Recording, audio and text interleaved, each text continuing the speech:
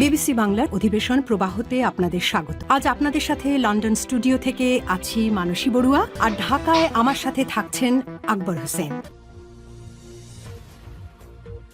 বাংলাদেশের সর্বশেষ গুরুত্বপূর্ণ আপডেট সংবাদে আপনাকে স্বাগত। শুরুতেই সংবাদ শিরোনাম, পরে বিস্তারিত। প্রথমেই জানাবো আমাদের হাতে থাকা সর্বশেষ গুরুত্বপূর্ণ সবথেকে তাজা আপডেট সংবাদ। গণসংযোগকালে বিএনপি নেতা আব্দুল আওয়াল মিন্টুর গাড়িবহরে ব্যাপক হামলা, আহত 10।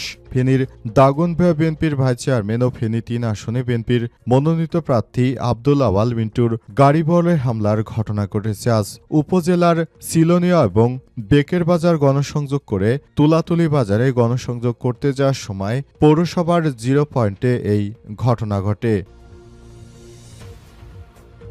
এরপর জানাবো চাঁদপুরে ছেলের দায়ের কোপে বাবার দেহ থেকে মাথা বিচ্ছিন্ন। চাঁদপুরের কচুয়া উপজেলার বাইছারা নোয়াপাড়া এলাকায় এক হৃদয় বিদারক ঘটনা ঘটেছে। পারিবারিক তুচ্ছ বিষয়কে কেন্দ্র করে ঝগড়া জেরে ছেলের দায়ের কোপে প্রাণ হারিয়েছে 70 বছর বয়সী আব্দুল খালেক।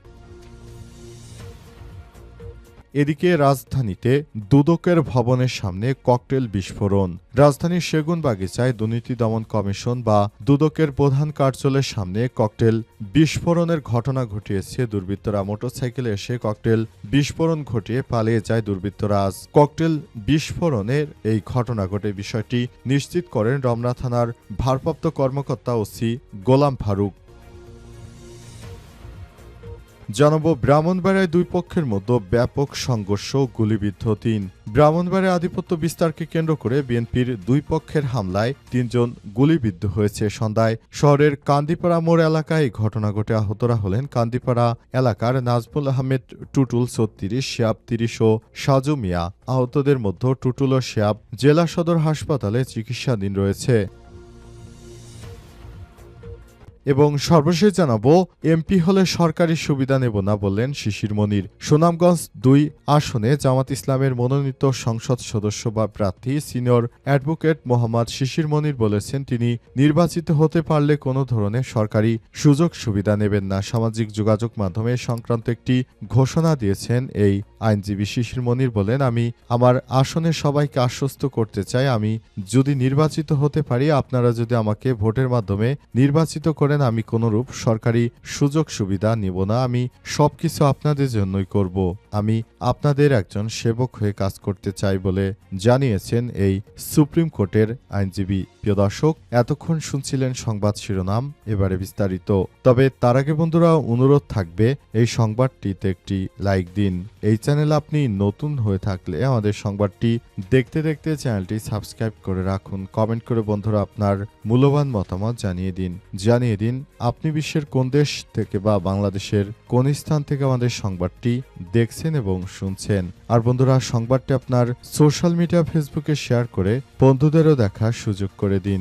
গাজা যুদ্ধে আপনি যদি নিরীহ ফিলিস্তিনিদের ভালোবেসে থাকেন, কমেন্টে ইয়েস লিখে বিশ্ববাসীকে জানিয়ে দিন। এবারে বিস্তারিত। গণসংযোগকালে বিএনপি নেতা আব্দুল আওয়াল মিন্টুর গাড়িবহরে হামলা, আহত 10। ফেনীর দাগনভূঞা বিএনপির ভাইস চেয়ারম্যান ও ফেনী 3 আসনে বিএনপির মনোনীত প্রার্থী আব্দুল আওয়াল মিন্টুর গাড়িবহরে হামলার ঘটনা ঘটেছে আজ উপজেলার সিলোনিয়া বেকের বাজার সংলগ্ন সংযোগ করে তুলাতুলি বাজারে গণসংযোগ করতে যাওয়ার সময় পৌরসভার 0 পয়েন্টে এই ঘটনা ঘটে। আব্দুল আওয়াল মিন্টুর ছোট ভাই উপজেলা বিএনপির আহ্বায়ক আকবর হোসেনের অভিযোগ, জেলা বিএনপির নেতাদের মদদে বহিষ্কৃত ছাত্রদল নেতা কাজী জামশুদুর রহমান ফটিকের লোকজন এই হামলা করেছে। এতে 10 নেতাকর্মী আহত হয়েছে এবং আহতদের বিভিন্ন হাসপাতালে ভর্তি করা হয়েছে। তিনি আরও জানান, জেলা ছাত্রদলের সাবেক সহসভাপতি কাজী জমশেদুর রহমান ফটিক সদ্য কারামুক্ত হওয়ার পর তার গ্রুপের নেতাকর্মী ফেনী নোয়াখালী মহাসড়কের দাগনভূঞা 0 পয়েন্টে বালুর ট্রাক দিয়ে সড়ক অবরোধ করে গণসংযোগ পণ্ড করে দেওয়ার চেষ্টা করছিল এবং অবশেষে এই ঘটনায় তিনি দল থেকে অনেক তিরস্কৃত হয়েছেন এবং তার বিরুদ্ধে দল অবশ্যই ব্যবস্থা গ্রহণ করবে বলে জানা গেছে। অন্তর্বর্তীকালীন সরকারের প্রধান উপদেষ্টা প্রফেসর ড মোহাম্মদ ইউনূসের সরকার ক্ষমতায় আসার পর দেশের অভ্যন্তরে নানাবিধ সমস্যা সৃষ্টি হয়েছে এবং এই ধরনের কার্যকলাপ চালানোর পর দেশ জুড়ে নানারকম সমস্যার সৃষ্টি হচ্ছে। বিশেষ করে বিএনপির নেতাকর্মীরা এক গ্রুপ আরেক গ্রুপকে মারামারির ঘটনা ঘটাচ্ছে দেশ জুড়ে। চাঁদপুরে ছেলের দায়ের কোপে বাবার দেহ থেকে মাথা বিচ্ছিন্ন। চাঁদপুরের কোচুয়া উপজেলার বাইছাড়া নোয়াপাড়া এলাকায় এক হৃদয়বিদারক ঘটনা ঘটেছে। পারিবারিক তুচ্ছ ঘটনাকে কেন্দ্র করে ছেলের দায়ের কোপে প্রাণ হারিয়েছে ৭০ বছর বয়সী আব্দুল খালেক। আজ বিকেলে এই নৃশংস হত্যাকাণ্ডের পর পুরো এলাকায় নেমে আসে শোকের ছায়া। স্থানীয়দের অভিযোগ, এই ঘটনার পর ঘাতক ছেলে মোহাম্মদ হুসাইন ৩৫ পালানোর চেষ্টা করলে তাকে আটক করে পুলিশের সোপর্দ করা হয়েছে। পারিবারিক সূত্র জানায়, বিকেলে কথা কাটির এক পর্যায়ে ক্ষিপ্ত হয়ে ওঠেন হুসাইন। তারপর ঘরে থাকা ধারালো দা দিয়ে তিনি তার বাবার মাথা ও শরীরের উপর একের পর এক আঘাত করতে থাকেন। ভয়াবহ কোপে ঘটনাস্থলে আব্দুল খালেকের মাথা দেহ থেকে বিচ্ছিন্ন হয়ে গেছে। পরিবারের দাবি, হুসাইন দীর্ঘদিন ধরে তিনি মানসিক ভারসাম্য অবস্থায় ছিলেন। তবে আদতে মানসিক ভারসাম্য অবস্থায় ছিল নাকি খুনের পর এই ধরনের কথা বলছে পরিবার, সে বিষয়টি সম্পর্কে এখনো স্পষ্টভাবে কোনো কিছু জানা যায়নি। অনেকেই মনে করছেন আসলে তার কোনো সমস্যা ছিল না, তাকে নিয়ে তার পরিবার মিথ্যা বলছে যাতে করে তিনি বেঁচে যেতে পারেন এবং তার যেন কোনো শাস্তি না হয়, সেজন্য তার পরিবারের পক্ষ থেকে মিথ্যা কথা বলা হয়েছে যাতে করে তার কোনো শাস্তি না হয়। কিন্তু তিনি শাস্তি থেকে কোনোভাবেই রেহাই পাবেন না, কারণ তিনি যত বড় অপরাধ করেছেন, নিজের হাতে খুন করেছেন। এ বিষয়টি অত্যন্ত দুর্ভাগ্যজনক একটি ব্যাপার যে তার পরিবারের সদস্যরা এখনো এই বিষয় নিয়ে কোনো ব্যবস্থাই গ্রহণ করেনি। এটা অত্যন্ত দুঃখজনক একটি ঘটনা হয়ে দাঁড়িয়েছে। তার পরিবারের সদস্যরা এখনো অন্যায়ের পক্ষেই আশ্রয় নিচ্ছে।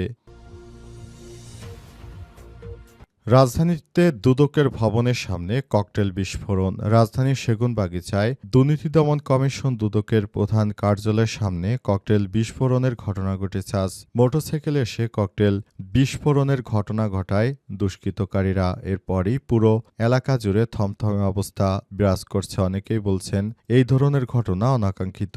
এই ধরনের ঘটনা যেন ভবিষ্যতে আর কেউ ঘটাতে না পারে, সেজন্য সবাইকে আরও বেশি সজাগ থাকতে হবে। সবাইকে এসব বিষয় নিয়ে খুবই গুরুত্ব দিতে হবে যাতে করে দেশের অভ্যন্তরে এই ধরনের অনাকাঙ্ক্ষিত কোনো ঘটনা কেউ যেন আর না ঘটাতে পারে, সে বিষয়টি নিয়ে সবাইকে অবশ্যই আরও বেশি যত্নশীল হতে হবে। গোলাম ফারুক বলেছেন, দুদকের প্রধান গেটের বিপরীত পাশে মোটরসাইকেল নিয়ে এসে ককটেল বিস্ফোরণ ঘটিয়ে পালিয়ে যায়। এই ঘটনায় কোনো হতাহতের ঘটনা নেই। দুর্বৃত্তদের শনাক্ত করে আইনের আওতায় নিয়ে আসতে কাজ চলছে। এর আগে বৃহস্পতিবার ২০ নভেম্বর ভোরে ঢাকা বিশ্ববিদ্যালয় কেন্দ্রীয় ছাত্র সংসদ ডাকসু ও কার্যনির্বাহী সদস্য উম্মে উসাতুল রাফিয়ার বাড়িতে অগ্নিসংযোগ ও ককটেল বিস্ফোরণের ঘটনা ঘটায় দুর্বৃত্তরা। এর আগে গত ১৭ নভেম্বর রাজধানীর সেন্ট্রাল রোড এলাকায় পরিবেশ, বন ও জলবায়ু পরিবর্তন এবং পানি সম্পদ মন্ত্রণালয়ের উপদেষ্টা সৈয়দা রিজওয়ানা হাসানের বাসার সামনে দুটি ককটেল বিস্ফোরণের ঘটনা ঘটেছে। বাসার সামনে ককটেল বিস্ফোরণের বিষয়টি উপদেষ্টা রিজওয়ানা হাসান নিজেই জানিয়েছেন। ব্রাহ্মণবাড়ায় দুই গ্রুপের মধ্যে সংঘর্ষে গুলিবিদ্ধ ৩।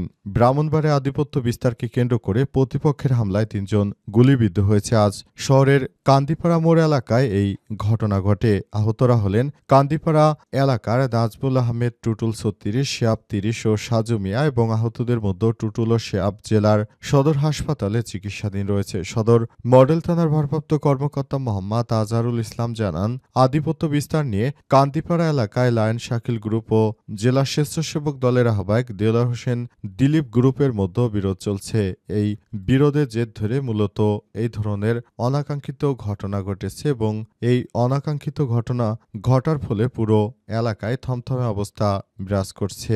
এ সময় তিনি বলেন, আমরা এই ধরনের অনাকাঙ্ক্ষিত ঘটনার হাত থেকে বাঁচতে চাই, সেজন্য আমরা মনে করি দ্রুততম সময়ের মধ্যে আমাদেরকে ভাবতে হবে, তা না হলে আবার দেশের অভ্যন্তরে নতুন করে সংকট দেখা দিতে পারে। এই ধরনের সংকট থেকে বাঁচার জন্য মূলত আমাদেরকে কাজ করতে হবে যাতে করে দেশের অভ্যন্তরে আর কোনো ধরনের সংকট তৈরি না হয়, সে ব্যাপারটি নিয়ে আমাদেরকে একযোগে কাজ করতে হবে এবং পুরো দেশের মধ্যে যেসব বিশৃঙ্খল পরিস্থিতি তৈরি হয়েছে সব বিষয় নিয়ে আমাদেরকে অবশ্যই ভাবতে হবে। বিশৃঙ্খলা দায়ভার কোনোভাবে যারা নেতৃত্বের অবস্থানে রয়েছে তারা কোনোভাবেই এড়াতে পারে না। এদের সব থেকে যে কর্মগুলো আমাদের সামনে ভাসছে এগুলো নিয়ে অবশ্যই আরও বেশি দায়িত্বশীল আচরণ করতে হবে, তা না হলে দেশের অভ্যন্তরে আবার নতুন করে সংকট তৈরি হতে পারে এবং এই সংকট থেকেই আরও বড় ধরনের ঝুঁকির মুখে পড়তে পারে দেশ। তাই এই ধরনের অনাকাঙ্ক্ষিত হত্যাকাণ্ডের ঘটনা যেন না ঘটে সে বিষয়টি সবাইকে আরও গুরুত্ব দিয়ে দেখতে হবে।